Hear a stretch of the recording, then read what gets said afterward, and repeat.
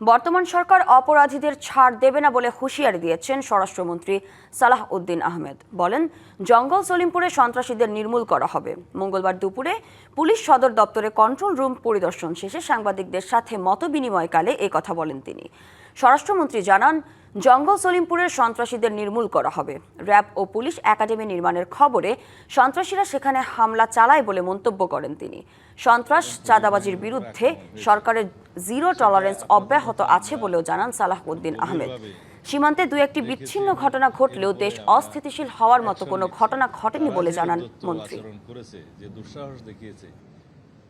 সেটা আমরা খুব কঠোরভাবে নিয়ন্ত্রণ করব।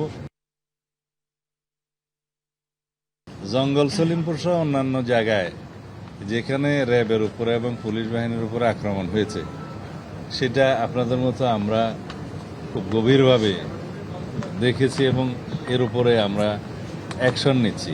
তারা যে উদ্যত আচরণ করেছে, যে দুঃসাহস দেখিয়েছে, সেটা আমরা খুব কঠোরভাবে নিয়ন্ত্রণ করব।